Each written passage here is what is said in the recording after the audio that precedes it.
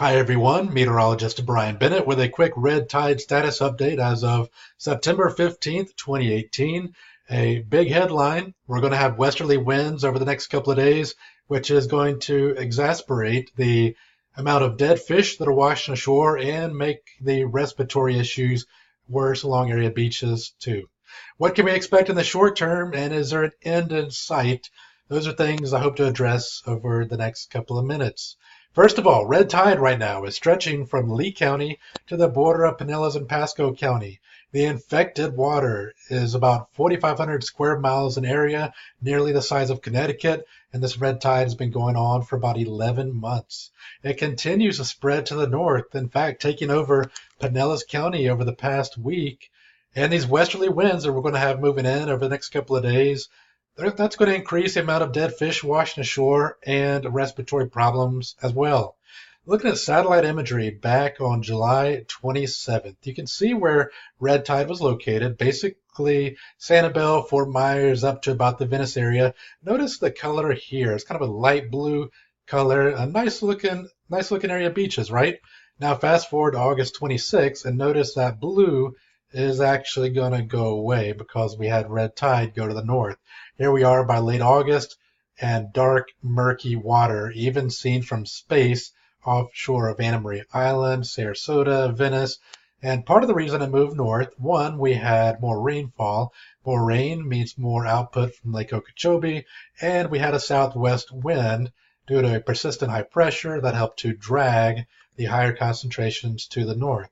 Here we are now. We have this massive red tide bloom that is about 20 miles wide, so recreational boaters and even professional fishermen have to travel a long, long way to be able to get out of this infected water here that's spreading all the way down from, again, Fort Myers area up to about Honeymoon Island. And part of the reason it moved north, Tropical Storm Gordon, because the winds with Gordon were out of the south, that actually gave us currents that blew the high concentrations to the northwest. Well, right after the storm, we didn't really notice anything because the high concentration of Corynea brevis was offshore. But then, after a long period of easterly winds, the winds shifted westerly. That then brought the higher concentrations, the nasty murky water, and the dead fish to Pinellas County, which is what happened last weekend. Last weekend, of course, was the first time we had westerly winds in quite some time. So that shows you the difference that a westerly wind can make. All right, right now we're seeing winds coming out of the northwest. The winds the last couple of days were out of the north, which is a pretty good wind for reducing any further spread. But now we're looking at a westerly wind, which is bad. An easterly wind, for the most part, is good.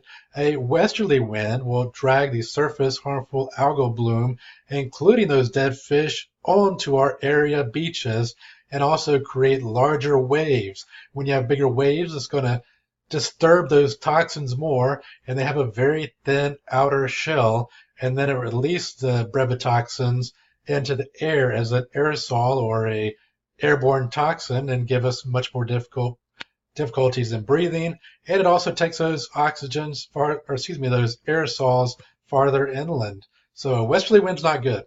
A little side note here. My recommendation, I'm not a doctor, I'm a meteorologist, but I would avoid getting in water with medium or high concentrations of Corynea brevis. I'm still seeing people get in the Gulf of Mexico. They're pushing aside these dead fish and saying, hey, let's get in the water, yay. Not me. I'm staying out of the water because I don't know what the long-term effects might be to exposure to higher concentrations of Corynea brevis. Respiratory issues. Everyone really should avoid beaches with high concentrations, especially with a westerly wind, and especially if you have asthma or lung disease. And again, I didn't heed my own advice. I went out to the beach 2 days ago to take pictures of lightning. And today I have a little bit of a sore throat, and I have been ever since I went out to the beach for a couple hours because I was exposed to some of these irritants. And by the way, not only can your throat start to feel a little irritated, but with an irritated throat, you can actually be more susceptible to catching a bacterial or viral infection. So just another reason to stay away from the beach if you are looking at a westerly wind in particular. Toxins, they can actually travel inland a little bit. Not only does it stop right at the Gulf Front Boulevard, right at the edge of the beach, but it actually can blow inland a little bit. It will be dispersed quite a bit, so it won't be as bad, but those toxins, they can blow inland by about a mile or so. And I live about a half mile from the beach, and I can smell the dead fish and probably being exposed to a bit of the concentration of red tide here. Okay, so here's a look at ocean currents that we can expect over the next couple of days. We're going to have a westerly ocean current on Sunday. That's not a good ocean current. That means that we're going to have more airborne toxins, and we're also going to have an increased number of fish that'll be washing up on area shores. So ocean currents again out of the west on Sunday. Moving into Monday, we'll have a west-southwest current. Again, same type of scenario. A southwest current on Tuesday. Not great either because that's actually going to push the higher concentrations a little bit farther north as well. And then as we move towards Wednesday, we'll have a south-southwest current. Finally, things start to improve a little bit as we head into Friday, and then Thursday. So then by Friday, we're going to have an easterly wind. So light at the end of the tunnel. An easterly wind means that we won't have those airborne toxins blowing on shore quite as much, and we'll have the higher concentrations being pushed back out to shore just a tad, and we won't see quite as much dead fish coming up on area beaches. All right, here's a picture that I took recently from just offshore of Sarasota with my drone. You can see the dark brown, murky, disgusting water. You can see the delineation between the healthier water and the toxic water in an area that would normally have beautiful turquoise water. And of course, the result, lots of dead fish. Hundreds and hundreds of manatees and dolphins and sea turtles and thousands of fish of varieties that I've never even seen before. And fortunately, this isn't a scratch and sniff screen. The smell that comes with this is just horrific as well. That can permeate your clothes and just seem to stay in your nostrils for hours after you've been out there. I took this picture at St. Pete Beach last weekend, and I thought it was kind of an interesting juxtaposition because in the background we have the Don Cesar, which is on St. Pete Beach and kind of associated with, hey, come on down to Florida, enjoy our water, enjoy tourism in the Sunshine State. But then we have these dead fish that are washing ashore and again creating that odor of the dead fish. So kind of something that tourists obviously don't want to be involved in. When I was out there taking these pictures, there were quite a few couples and families that come from foreign countries and had no idea this is what to expect on their beach vacation. Not sure what type of fish this is. I would actually be interested in knowing if you happen to know, but I saw quite a few of these guys and I've seen that at other area beaches that I've checked out as well. The birds, we're concerned about them because they're eating the gills from these dead fish and the gills are toxic and the birds are actually dying as well. Not quite to the extent that the fish are, but there is a higher casualty rate. And one question I have is what's going to happen to the osprey and the eagles that consume so many fish? The eagles, not the band, but the birds, just returned to Florida. A lot of them migrated north for the summer, but they're back now and they're consuming these toxic fish. And what impact will that have on them? Also, the economy. This is huge. A deserted beach on a beautiful afternoon. Obviously, nobody wants to be on a beach where they can't breathe, obviously, and get in the water with all the dead fish. So it's having a several million dollar impact on the local economy. And not to compare apples to oranges, but I think that once somebody does a study and adds all this up, the final cost of this red tide is going to be up there comparable to perhaps a hurricane because of the amount of lost tourism dollars. All right, you have to go back to last September to have pristine waters all over the Gulf and the Atlantic waters. In October, about 11 months ago, is when this first started to show up, and then it got really bad off the coast of Charlotte and Lee County. And I just want to let people know around Fort Myers and Sanibel that folks to the north are compassionate and know that you've been dealing with this for such a long period of time. Pinellas County, where I live locally, I've been dealing with this for about 2 weeks. And I can only imagine how it would be to deal with this for 11 months. So I do have compassion for how bad it's been down there. And really, you weren't getting the media coverage that you did deserve while this was going on. During the wintertime, it actually improved a little bit. The sun angle descended a little bit. It wasn't quite as hot. We were getting less runoff from Lake Okeechobee. So not too bad in January and February. And then in March, we started to see a temporary increase. And then in April, which is one of our drier months, it actually wasn't too bad except for right at the mouth of the Caloosahatchee River. Interesting correlation here. Well, April is our driest month of the year, so that means not a whole lot of runoff from Lake Okeechobee. So we're not really seeing too much of a spread of red tide, except for right where a little bit of water is being released down Channel 43 and Channel 44, and eventually into Caloosahatchee, emptying out into the Sanibel area. So a little bit of coincidence there, I would think, for the naysayers that say that there is no link between inland pollutants and nutrients being washed out into the Gulf.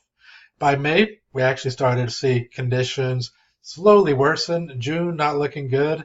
And then here we are, excuse me, as we move into this week, and we're looking at red dots all up and down the coast, indicating high concentration from Lee to pretty much Pasco County.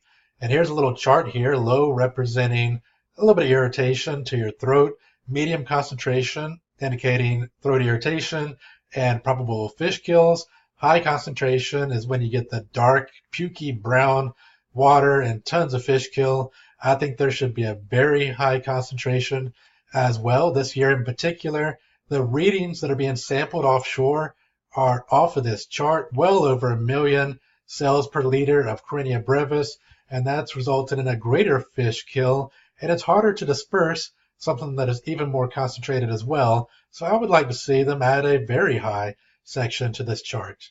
So when will all this end? Well, unfortunately, I can't give you a date. No one can. What I can say is that the cold fronts that are going to start moving in October will give us a northerly wind, which will be a helpful wind, and a lower sun angle as well is going to help out. And also less rainfall will help out as well. What do we need to do long term? Well, we need to address the nutrients from Lake Okeechobee and nearby watersheds, primarily Big Sugar and septic tanks and pastures. We need to reduce all that. We need to reduce the overall pollution that is happening in our environment. If you drive a car, if you use electricity, then in a tiny way, we're contributing to pollution in the atmosphere. Well, the atmosphere contains these nitrates that are caught up in rain.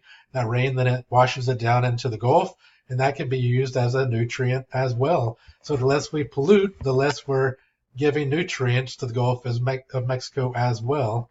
We also need to send the water to the Everglades to be cleaned like it was for thousands of years by the plants in the Everglades. And the Everglades are somewhat being starved of water anyway. So let's go back to the way things used to be and stop shipping the water out into the Gulf and Atlantic along the different channels. And of course, we need to reduce the fertilizers as well. Starting in 2 weeks, actually, the lawn companies will be able to start using nitrogen in their chemicals. And obviously, nitrogen and phosphorus are big nutrients for Karenia brevis. So what do you think is going to happen once we start to see the runoff from these lawns that are being sprayed with nitrogen? Long term, again, I think we need more funding for research. We need to find out why more about why this is happening so that we can model it better to know when it's going to start, when it's going to be bad, and how to do things to prevent it and improve this situation. So more funding for research and health-related issues as well to know how this is impacting us and how it's impacting the Gulf long term. We need better records and more transparency with those records. We need more monitoring sites so that air quality wise, we should be able to have air quality alert days so that folks with emphysema, asthma, pulmonary fibrosis, they'll know whether it's safe or not to go out to these area beaches.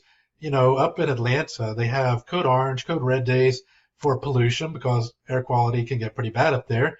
Well, we should have the same type of thing concerning Karenia brevis and the toxins as well to know whether folks with breathing issues might end up having a major concern or an asthmatic attack.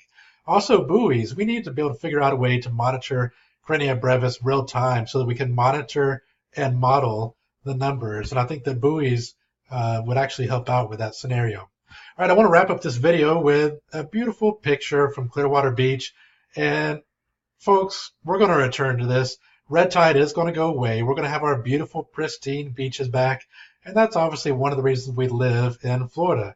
And our marine life is going to rebound from these huge losses, and we're going to see pictures like this once again. The exact date, I don't know. I'm hoping that it's sooner than later, but this is on the horizon for this for us. But just let's hope that we learn something from all this and that we stop injecting as many pollutants into the water so that hopefully we'll have less red tide outbreaks in the future. Obviously, knowing that it is a natural circumstance to have Carina brevis, but we are again making these last longer. We're making the blooms bigger, and we're making them higher, more highly concentrated. So things that can be done there, and that can even start with who you vote for.